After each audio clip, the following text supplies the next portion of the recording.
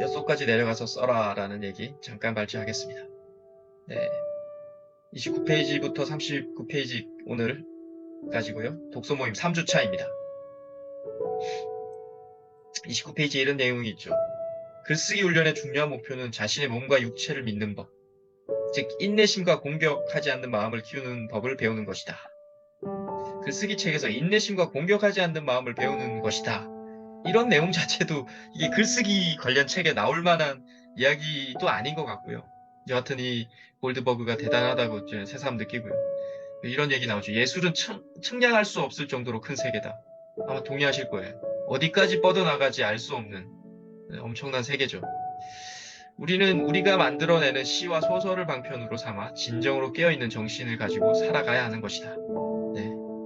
우리가 힘들고 혼란스러울 때 문장을 보면서 우리가 그 혼란한 마음을 잠재우기도 하고 재정립하기도 하죠. 네, 그래서 이 글로 되어 있는 이 책이라는 게 2000몇 년 동안 살아남는 게 아닌가라는 생각도 들었고요. 30페이지에 글쓰기 훈련은 세상과 자기 자신에 대해 마음을 지속적으로 열어나가게 하고 자기 내면의 목소리와 스스로에 대한 믿음을 키워나가는 과정이다. 그리고 그 과정이 옳았을 때만 좋은 글을 얻을 수 있다. 네.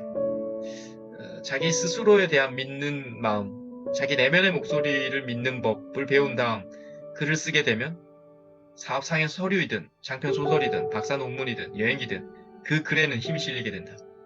네, 정말 자기 내면의 목소리를 믿는 법은 뭘까요? 라는 같이 한번 이야기도 해보고 싶어요. 정말 이게 엄청난 얘기긴 하잖아요. 자기 내면의 목소리를 믿는다는 게 결코 쉬운 일은 아닌데 네, 그냥 우리가 일반적으로는 이론적인 배경과 자기가 경험이 합해져야지 자기 내면의 목소리를 믿게 되죠. 책만 아무리 본다고 해서 확언할 수는 없잖아요. 네, 여하튼 그런 생각도 들었고 31페이지에 육상 선수하고 글쓰기를 비유한 내용이 나오는데 좀 공감이 되더라고요. 달리기와 마찬가지로 글도 많이 쓰면 쓸수록 실력이 향상된다. 네, 많이 뛰면 뛸수록 우리가 잘 뛰게 돼 있죠. 오래 달리기 많이 잘할 수 있듯이. 육상 선수들은 달리고 싶은 뜨거운 열망이 찾아올 때를 기다리지 않는다. 열망은 절대 자신이 해야 할 일을 게을리하거나 회피하는 사람에게 저절로 생기지 않는다. 네, 많이 공감되더라고요. 우리가 뭔가 어떤 동기부여가 될 때까지 기다리는 게 아니라 뭔가 자신이 해야 할 일을 적극적으로 좀 싫더라도 할 때 이런 열망이나 동기부여는 생긴다 이런 얘기를 하고 있죠. 그리고 31페이지에 또 글쓰기도 훈련을 통해서만 실력을 항상 쌓을 수 있다. 자신의 깊은 자아를 믿게 되면 이제 그곳에는 글쓰기를 두려워하라는 목소리는 자연스럽게 설 자리가 없어진다. 네, 글쓰기는 강의도 아니고요. 영상을 많이 보는 것도 아니고요. 오로지 쓸 때만이 향상이 되는 거죠. 네, 너무 자명한 얘기인데 우리는 끊임없이 강의를 찾아다니고 영상을 보려고 하죠. 네, 그게 틀린 건 아니지만 동기부여를 받을 수 있지만 실제 실력을 향상되는 거는 계속 쓰는 일밖에 없는 거죠. 32페이지에 나에게는 세상에서 가장 쓸모없는 졸작을 쓸 권리가 있다. 네, 그저 많은 글을 쓰겠다는 마음의 여유를 가져라. 나는 한 달에 노트 하나를 채우는 것으로 내 임무를 다한다. 나의 글쓰기 훈련법이다. 여백 따위는 신경 쓰지 않는다. 빽빽하게 채워버린다. 무엇보다 나 자신을 위해 글을 쓰고 있기 때문이다. 네. 그냥 가장 쓸모없는 쓰레기 같은 글을 쓸 수 있다는 권리를 자신한테 줘라 이런 얘기. 네. 많은 글을 쓰겠다라는 그런 마음의 여유를 가져라. 정제된 한 편을 쓰겠다는 게 아니라 많은 걸 쓰겠다라고 좀 생각을 가지라는 얘기. 그리고 이분의 훈련법은 이거죠. 한 달에 노트 한 권을 딱 채우면 끝이라는 거예요. 글쓰기 훈련법이라는 게 너무 단순하고 명료하지만 이거보다 더 좋은 훈련법은 없겠죠. 네. 강의를 듣고 발췌하겠다가 아니죠. 무조건 그냥 노트 한 권을 채워내겠다 한 달에. 그리고 이런 얘기 재밌죠. 재밌다기보다도 인사이트 있죠. 여백 따위 신경 쓰지 않는다. 빽빽하게 채워버린다 그냥. 네, 노트 한 권을 그냥 빽빽하게 채워버린다는 거예요. 그냥 띄어쓰기 이런 게 하는 게 아니라 좀 남겨놓지도 않는다는 거죠. 왜? 왜 그렇게 하냐? 나 자신을 위해서 글을 쓰고 있기 때문이라는 거예요. 누구한테 보여줄 것도 아니고 내 자신의 성장을 위해서 쓰기 때문에 그냥 빽빽하게 채우는 게 나의 훈련법이라는 거예요. 33페이지에 네. 진지하게 그 글에 빠져있는 학생의 몸은 점점 느슨해진다라고 이야기가 나오죠. 이게 어떻게 보면 약간 몰입된 상태죠. 우리가 뭔가에 깊이 몰입해 있거나 하면 몸이 이렇게 느슨해진다고 하잖아요. 그 상태를 이분이 이렇게 표현하신 거죠. 달리기가 좋아서 잘 달리고 있을 때는 달리는 것에 대한 저항이 없는 법이다. 그 사람의 모든 것이 달리기를 위한 활동에 퍼부어지고 있기 때문이다. 달리는 사람과 자신이 분리되지 않는다. 글쓰기도 마찬가지다. 만약 당신의 모든 것이 진정으로 글쓰기에 실려 있다면 그게는 글을 쓰는 사람도 없고 종이도 없고 펜도 없고 생각도 없다. 모든 것은 사라지고 오직 글 쓰는 행위만이 글을 쓰고 있게 된다. 네, 몰입된 상태죠. 분리되어 있지 않은 이원성으로 이렇게 나눠져 있지 않은 글쓰기와 나 똑같은 상태, 달리기와 내가 똑같은 상태. 네, 이 상태를 표현한 것 같고요. 네, 34페이지에 글쓰기는 재가를 물리지 않는 야성이 숨쉬는 공간이다. 이분이 전 이 책을 몇 번씩 10번 이상 봤기 때문에 이게 약간 자유를 되게 갈망해요. 이게 글쓰기는 자유다라는 얘기를 많이 하거든요. 뒤에도 이런 얘기 비슷하게 나오는데 재가를 물리지 않는 야성이 숨쉬는 공간이 결국 글쓰기는 자유라는 거예요. 뭔가 틀에 박히 있지 말라라는 얘기를 하고 있는 거죠. 저는 그냥 순간적으로 이 빨간색 글은 이게 자유인데 이거는 자신의 이야기를 쓸 때만이 가능하지 않을까 이 생각이 순간 들었어요. 어떤 약간 객관을 쓴다면 우리가 이렇게 자유롭지 않을 수 있잖아요. 왜? 다른 사람도 그 객관에 대한 답을 알기 때문에. 근데 자신의 이야기는 그냥 나만 알고 있는 거니까 자유롭게 그냥 쓸 수 있다. 야성의 공간이다. 이렇게 또 생각이 들더라고요. 지금 당신의 마음이 달려가는 무언가가 있다면 그것이 무엇이든 그대로 적어 내려가라. 어떤 기준에 의해 글을 조절하지는 말라. 무엇이 다가오더라도 지금 이 순간의 것을 잡아라. 손을 멈추지 말고 계속 쓰기만 해라. 네, 프리라이팅 하라는 얘기. 그냥 지금 마음에 들어와 있는 이 생각을 그냥 자유롭게 표현해보라 이런 얘기를 하고 있는 거죠. 멈추지 말고 쓰라는 얘기. 끊임없이 이 얘기를 이 책에서 하고 있죠. 네. 그 다음에 저희 두 번째 꼭지. 글을 쓰는 것은 내가 아니다. 나는 이거 볼 때마다 확실히 이분은 영성을 닦으신 분이에요. 앞에도 방금 나왔지만, 몰입에 대한 얘기도 나왔지만, 내가 아니라는 글을 쓰는 거는, 그럼 누구냐? 막 이런 생각도 들죠. 네, 35페이지에 이런 얘기 나오죠. 해밍웨이의 말을 인용했습니다. 내가 파리에서 미시간 이야기를 썼듯 어쩌면 나는 파리를 벗어난 후에야 비로소 진짜 파리 이야기를 쓸 수 있는지 모른다. 그것은 내가 파리를 충분히 알지 못했다는 사실을 파리를 떠난 후에 알게 되기 때문이다. 해밍웨이 움직이는 사육제라는 글에서 이렇게 인용을 했더라고요. 우리는 결국 뭔가 빠져나온 후에 그때 상황을 알 수 있다라는 거죠. 지금 상황에서는 잘 모른다. 여기서는 사랑의 이야기도 잠깐 언급이 되는데 사랑을 할 때는 그냥 사랑하고 있다라고 이야기하지만 그 사랑이 끝난 후에 과거를 쳐다볼 때 그때 그랬어라고 좀 더 객관적인 눈으로 우리가 그 상황을 알 수 있다라는 얘기. 그래서 갑자기 이런 생각이 들었어요. 많은 성공하셨던 분들이 미래에서 현재의 나를 보라고 이야기하는 글들 많잖아요. 네가 지금 겪고 있는 환이나 고통이 미래에 봤을 때 그게 성장의 씨앗이니 이런 이야기 하잖아요. 그래서 고통스럽더라도 미래 5년 뒤에 나는 이게 분명히 더 좋은 씨앗으로 그 당시에는 몰랐지만 미래에서 보니까 이게 성공의 씨앗이었구나라고 이제 이렇게 생각한다라는 거.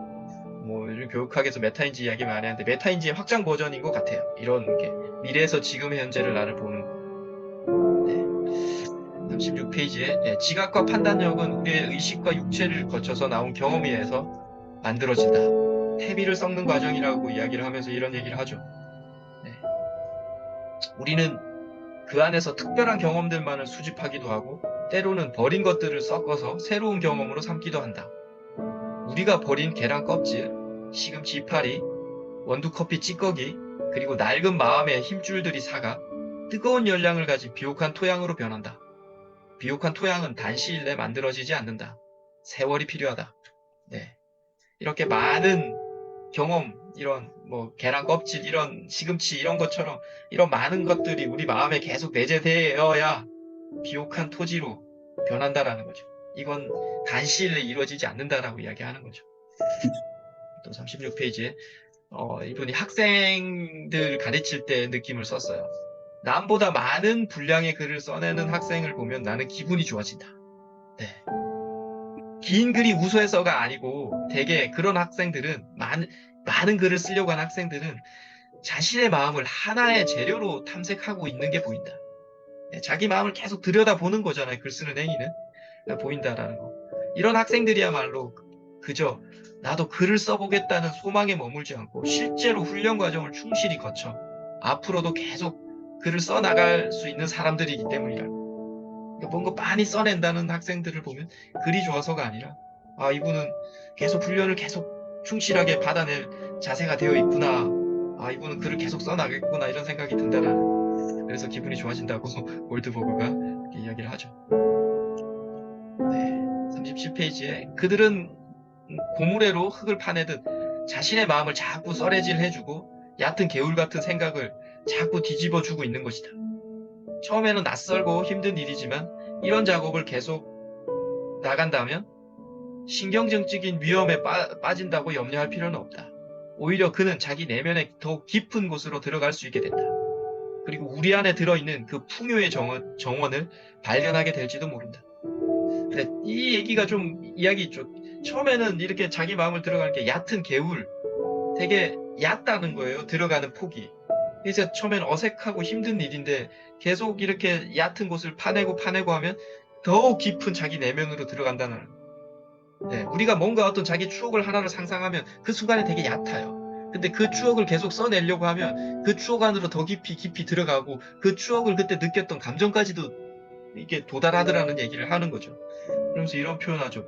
풍요의 정원을 발견한다는. 저는 평생 가도 이런 단어를 못 쓰겠죠. 풍요의 정원.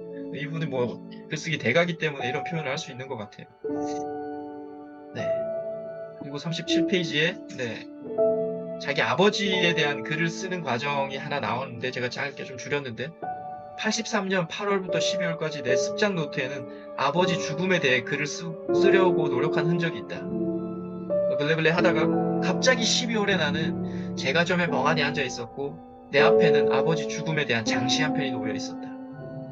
내가 말해야만 했던 모든 것들이 갑자기 에너지를 발산하면서 하나의 통일된 실체를 이루어낸 것이다. 테비에서 한 송이 튤립이 피어난 순간이었다. 네. 계속 뭔가를 마음에 담고 사유하려고 애를 쓰고 습작노트 때 극적 이런 테비를 만드는 과정이 있는데 어느 순간 뭐 5개월, 6개월이 지나는 순간 한 편의 글이 나왔다라는 얘기. 네. 테비에서 한 편의 튤립이 탄생했다. 네. 멋진 은유를 하고 있는 거죠. 네, 제가 글은 은유라고 했잖아요. 다 연결. 테비에서 한 송의 글이 탄생했다. 뭐 이렇게 표현을 테비에서 한 송이 튤립이 피어났다 이렇게 표현하는 거죠. 자, 28페이지에 헤아리지 못할 정도로 많은 비료를 마련해 놓은 다음 갑자기 당신은 한순간의 별과 또는 당신 머리 위에 걸려있는 거실 샹들리에와 연결되는 것이다. 이런 연대가 이루어지면 당신의 몸이 열리게 되고 이제는 그 몸이 말을 하게 된다. 네. 이렇게 많은 태비가 쌓이고 하다 보면 거실의 샹들리에하고도 연결이 될 수 있고요. 별과도 연결될 수 있다는 거예요. 네. 연결된다는 건 모든 건 다 은유로 우리가 표현이 된다라는 거죠. 연대가 이루어지면 몸이 열리게 되고 몸이 이제 말을 하게 된다. 글을 쓰게 된다는 거죠. 결국. 네, 38페이지에 네, 우리는 자기가 쓰는 글조차 마음대로 하지 못하는 나약한 존재다. 그럼에도 불구하고 훈련을 멈춰서는 안 된다. 스스로의 경영자가 될 수 없다는 말을 결코 편하게 앉아서 사탕이나 먹으며 살겠다는 핑계거리로 삼지 말라. 우리는 계속해서 비료가 될 만한 자료를 수집하고 발효시키고 비옥하게 만들어야 한다. 그 비료가 글을 쓰는데 필요한 우리의 근육이 되어준다면 우리는 위대한 우주의 조류를 타고 더 넓은 곳으로 나아갈 수 있게 될 것이다. 네, 계속 비료를 쌓아라, 퇴비를 쌓아라 하는 얘기. 근데 이 말이 좀 재밌죠. 재밌다기보다 인사이트 있죠. 우리는 자기가 쓰는 글조차 마음대로 하지 못하는 나약한 존재다는 거. 내 글조차 마음대로 못한다는 거예요. 와, 정말 이분이 진짜 예, 하여튼 감탄이 계속 나와요. 맞잖아요. 우리 글도 마음대로 못하잖아요. 마지막 페이지고요. 누구는 성공하고 누구는 그렇지 못한 것은 사람마다 때가 다르기 때문이다. 우리는 현세에서 그 때를 만날 수 있고 죽은 후에야 찾아올 수도 있다. 빠르고 늦은 것은 중요하지 않다. 계속 써라. 네. 때가 있죠.